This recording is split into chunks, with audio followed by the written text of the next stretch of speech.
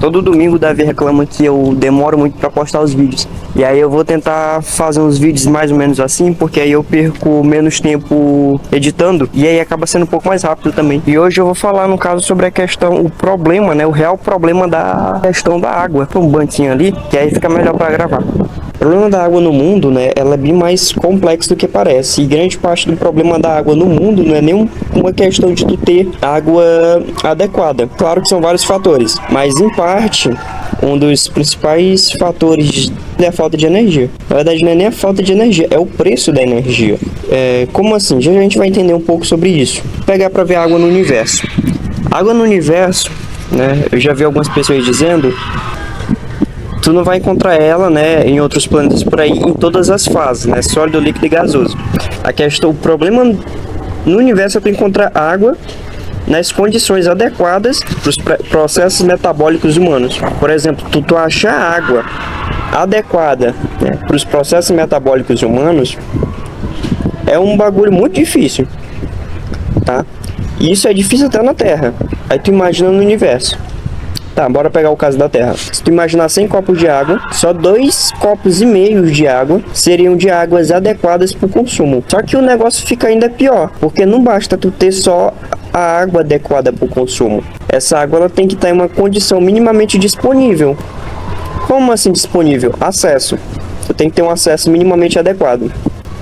Quando tu olha, né, para a água desses 2,5 copos, o que a gente tem acesso de forma adequada é menos de um copo. Em termos de porcentagem, seria uns 0,70%, né? 0,77% por aí. Ou seja, o que a gente tem de disponível é isso, né? Essa quantia minúscula. Cara, isso é muito pouco, né? E quando a gente... Ou seja, aqui a gente já está vendo um problema, que é o problema de acesso. Tá? Acesso à água. No passado, as grandes cidades, elas se desenvolviam perto dos rios, dos lagos e de lugares onde tu tinha acesso à água. Só que aí depois a sociedade se moderniza e tu tem acesso a algumas coisas, né? Consegue passar a ter acesso a algumas coisas que antes tu não tinha. É a distribuição. Ou seja, o acesso à água, hoje em dia, dependendo, não é mais assim tão complicado, né? Porque tu tem um sistema de distribuição.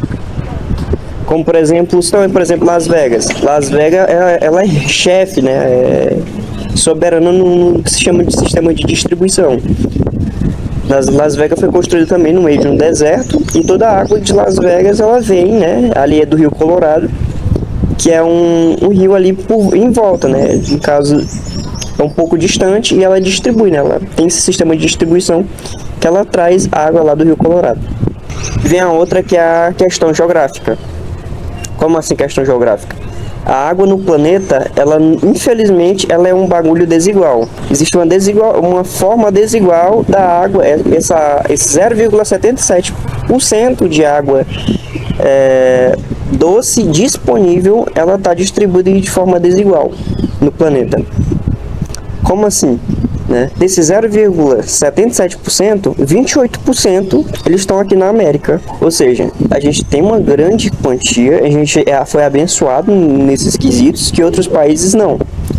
Países do Oriente Médio, eles têm conflitos no que se refere à questão da água. Porque imagina que tem um país que na verdade ele não tem nada em volta e ele é pobre, e aí ainda por cima tu tem um outro país do lado que ele é mais rico, ele represa a água. Pois é, tu tem muito disso. Então disputas pelo Rio Nilo, pelo Rio Jordão, pelo Rio Indo, eu acho, se eu não estou enganado, são frequentes, né? Principalmente ali o Rio Indo, se eu não estou enganado, né? De vez em quando tem umas brigas ali por causa da construção de represas. Então é um país pequeno ali, tu não é tão rico quanto o outro tá lá mais na frente, ele represa essa água, quem é que vai se ferrar depois? Tu, né? É um negócio complicado. Tu tem outro problema que é o problema energético. O país ele tem uma matriz energética diversificada. E, por exemplo, Dubai. Vamos lá pegar o exemplo de Dubai. O Dubai ele tem uma matriz energética até interessante. Mas, por exemplo, Dubai está no meio de um deserto. Então, tu pode fazer muito uso, né, de energia solar. Dubai dessaliniza toda a água do país. Ou seja, a maior parte da água de Dubai ela é dessalinizada. Só que tu tem aí uma grande consumo energético. E nem todo país tem a quantia de dinheiro para poder estar fazendo isso. Então, por exemplo, quando eu disse que o problema da água, em parte, é por causa do problema da energia, é justamente por causa disso, porque tu precisa ter dinheiro para poder estar fazendo uso de, por exemplo, um processo de dessalinização. Porque se tu for ver a água salgada, que no caso a gente não consegue utilizar, tem aí mais de 90 copos. Só que esses mais de 90 copos a gente não consegue usar, porque tá salgado. Para poder tu dessalinizar isso aí, tu precisa de energia. E países pobres não tem como fazer isso. Com o aumento populacional, vai ser normal conflito por água, principalmente em países do Oriente. Na verdade, isso já é normal em alguns países do Oriente. Tu imagina isso daqui a 10 anos, né? 15 anos. Como que não vai estar? Porque a taxa populacional tendência a continuar aumentando.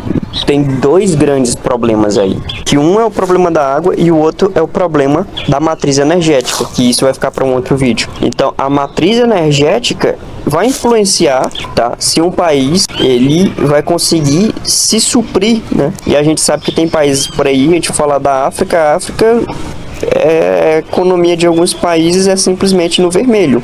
Então, ele não tem dinheiro nem para poder fazer um poço artesiano, para furar um poço, para poder tirar a água do lençol freático. Aí tu imagina fazer um processo de dessalinização.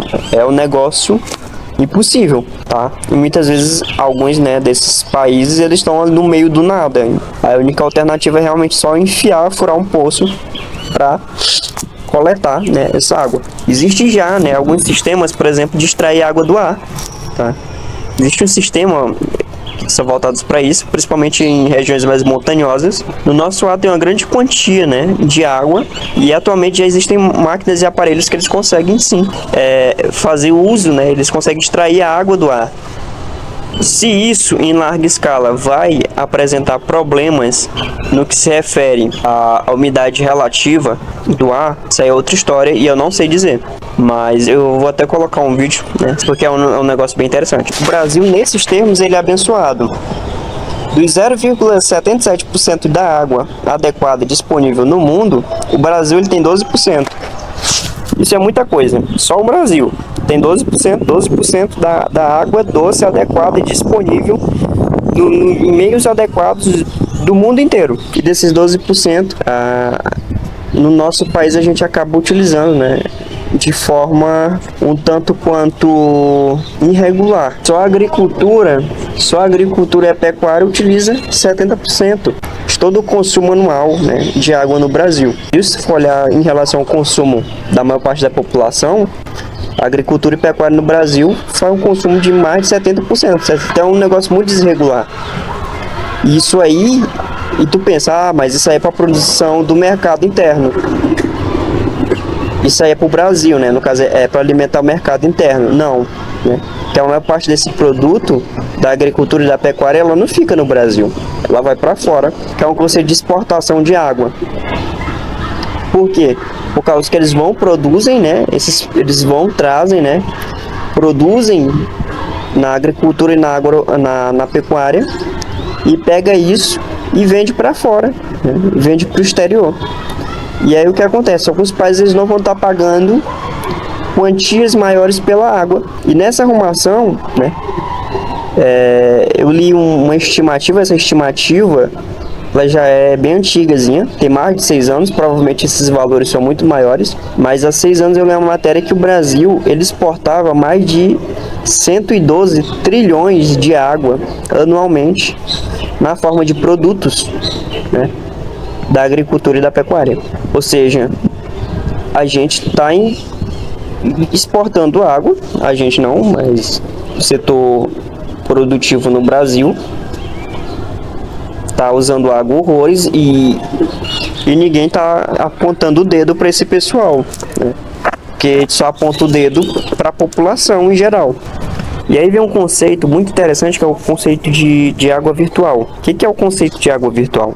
É, por exemplo, é todo o processo de produção de um alimento, de qualquer coisa. Lá desde o processo mais básico até o fim da cadeia produtiva. E quanto de água levou para tu produzir Isso, né? Pra tu, por exemplo, se tu imaginar uma cerveja, tu não tá bebendo 1 litro de cerveja, tá bebendo 6 litros de cerveja, 6 litros de água, né? Por quê, né? Por causa que desde lá da criação, da plantação da cevada, ao processo de fabricação, ao processo de transporte, de limpeza, foram utilizados mais de 6 litros de água no consumo de 1 litro de cerveja. Consome até mais, por exemplo, uma calça jeans é utilizado mais de 11 mil litros de água para produzir uma calça jeans. E os números vão aumentando, né? Dependendo do produto que tu faz uso. Por exemplo, uma TV é utilizado mais de 30 mil litros de água para produzir uma TV. 1 quilo de arroz, tu tem em torno de mais de 2.500 litros de água nesse processo produtivo. E 1 quilo de café é mais de 19 mil litros de água, em torno de 18.500 litros de água. E aí, quando tu é professor de ciências e tu precisa falar sobre ecologia para as crianças, ou falar sobre o processo de educação ambiental, é um negócio às vezes muito complicado.